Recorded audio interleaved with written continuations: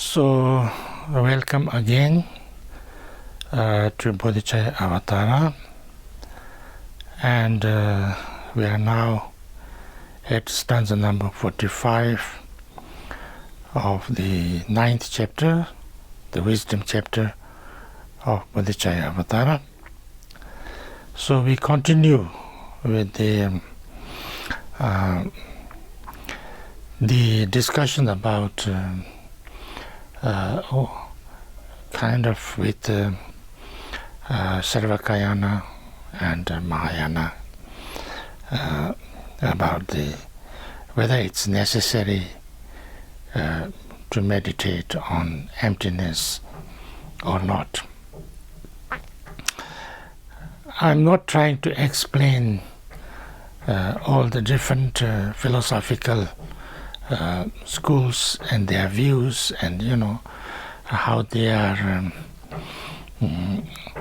refuted and things like that, because I think that will be very difficult first for me to explain, and then second, it will make it very complicated and maybe very difficult for people to fully understand also.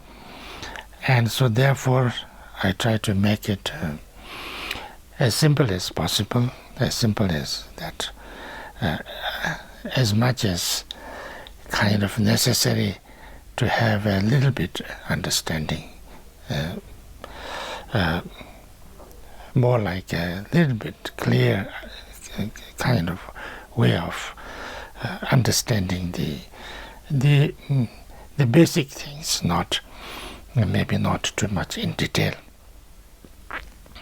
So this stanza number 45, you said there is liberation in the instant, that defilements are entirely forsaken. Yet those who from defilements are set free continue to display the influence of karma. So you here is, the Sarvakayana people. You said that there is liberation in the instant. As soon as the kleshas, defilements here is the translation of klesha. As soon as the klesha is liberated, are forsaken, is entirely forsaken, then there will be complete liberation. And this you can do through practice of the Four Noble Truths, by understanding impermanence and selflessness and things like that.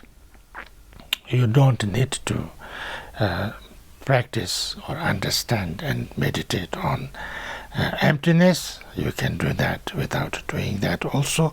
So why we need to talk about emptiness and meditate on emptiness? Because it's not necessary. So for that, then the Mahayana says, those who from defilement are set free continue to display the influence of karma. Yet those who have, become a certain level of arhat and have controlled all their, defilements or the klesha, there's no klesha, yet there are those kind of arhats who continue to have the influence of karma and suffer,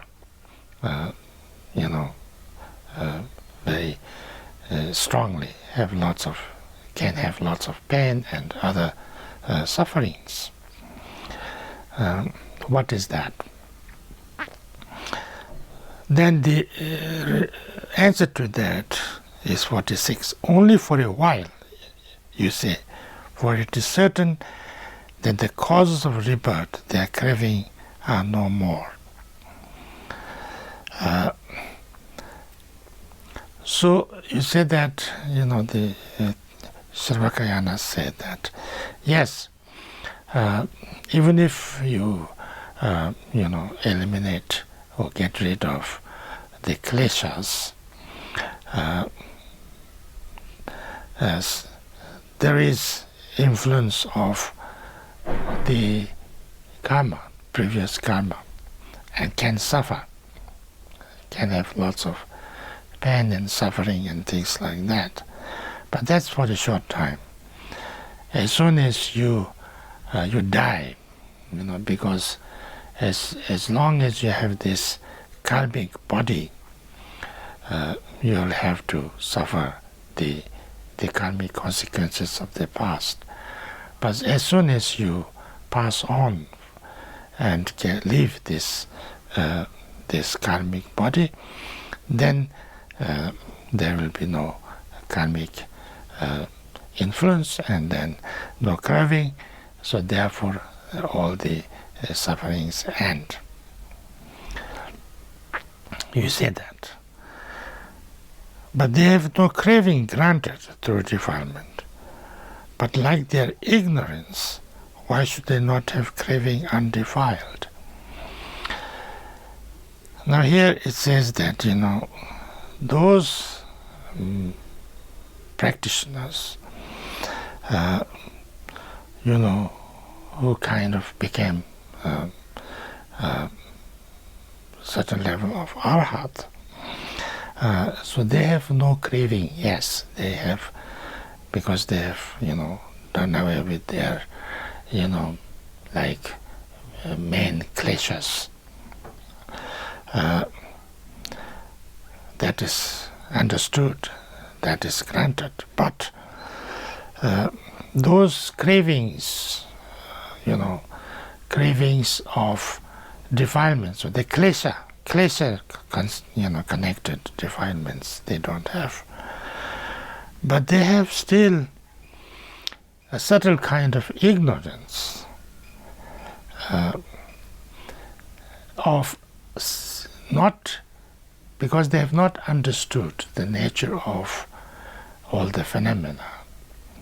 So they, if they have not understood the true nature of all the phenomena, and see them as truly existing, not as illusory. And if that is the case, then, they have certain kind of ignorance, not, craving, or not defiled craving, not negative, emotional kind of craving, but, the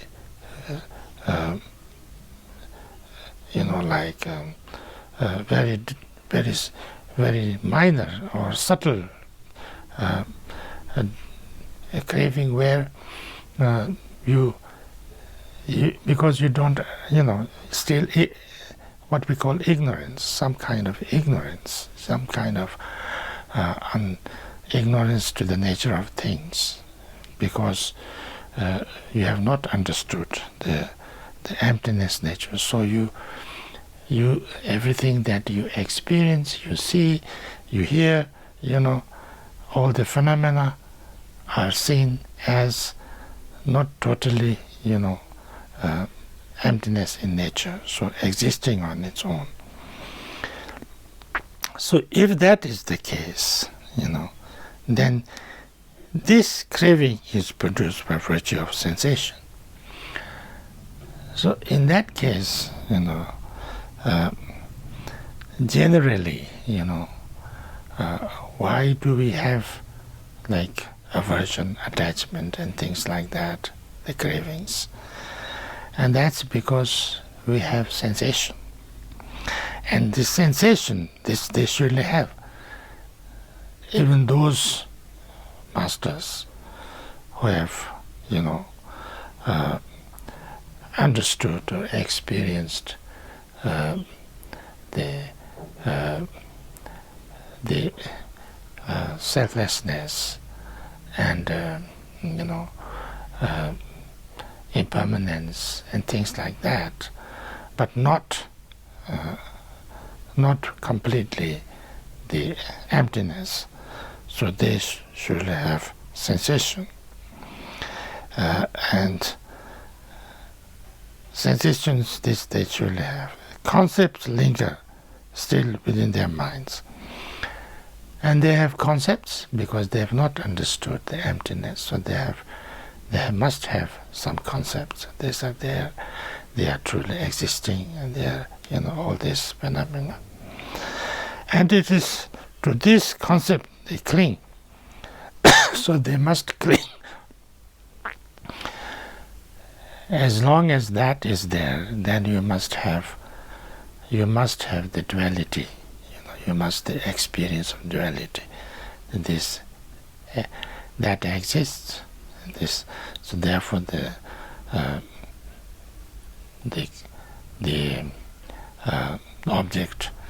objects exist. So therefore the subject also is existing. So therefore they must generate clinging, and when there is that subtle clinging of object and subject happens, then slowly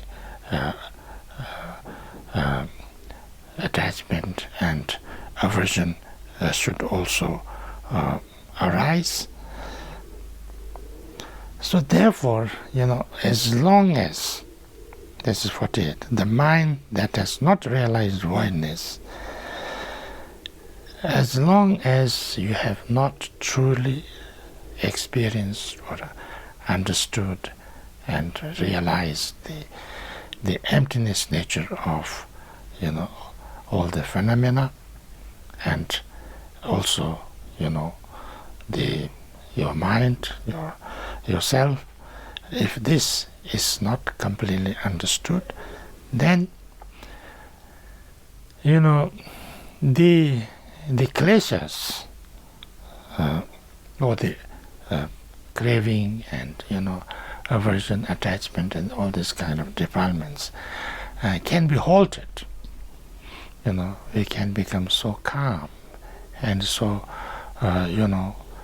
so totally kind of mind becomes very, very like what can you say, calm and subdued, and that all these negative emotions are halted, but can arise again. Once again they can arise just as from a non-perceptual absorption, because even not only like those kind of at the level of art, but even those who go into very deep meditation of absorption, deep shamatha kind of meditation, also one can calm down all the negative emotions and go into some kind of a deep absorption, and at that time there will be no experience of any kleshas.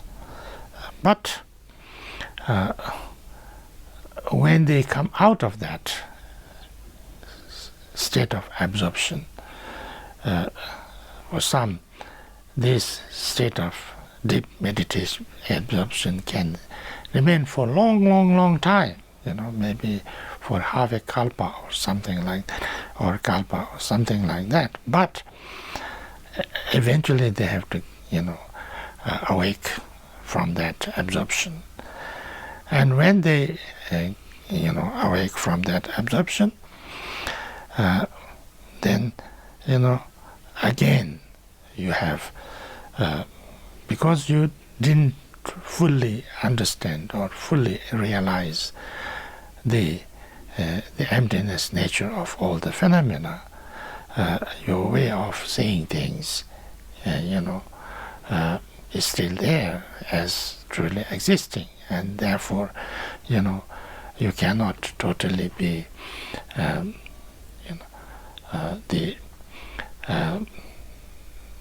all your negative emotions and ignorance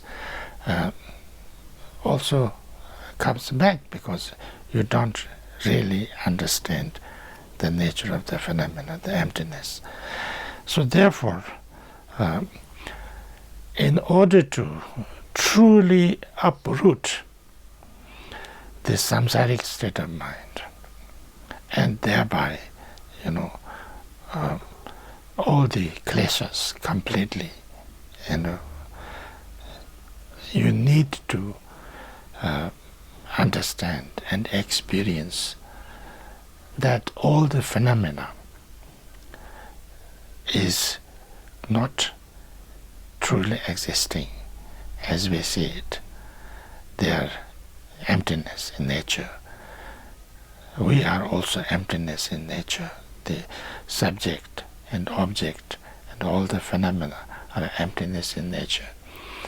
And so therefore, and that meditation, that has to be understood through meditation and complete experience. And only then, then whether you are in an very kind of deep absorption kind of state of mind, or you are not, even if you are totally, experiencing and, seeing, and, you are totally aware of everything around you. If you deeply understood and knew and experienced the emptiness nature of things, then that's that negative kind, that samsaric state of mind, the duality experience cannot come back.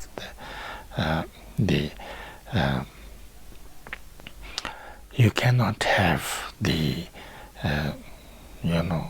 kleshas or the samsaric state of way of seeing things cannot come back. But unless you have that experience, it will certainly come back. So therefore, one must train in emptiness. Whether you are actually following whichever path that is, you have to understand and experience the nature of emptiness. Understand of course, this can be called in different names. You can call it selflessness. You can call it whatever, interdependence. You can call it emptiness and whatever. But unless and until you understand and experience this, you cannot be totally free. So this is, that's why, from the Mahayana point of view, this understanding and experience of emptiness, meditation on emptiness, is extremely important. And actually without this, of course you can have lots of positive things, and you can, progress a lot and things like that, but you cannot totally, fully free yourself from the samsaric state of mind. That's the understanding. That's 48. So I think I'll stop here, and before I will read out the Tibetan version.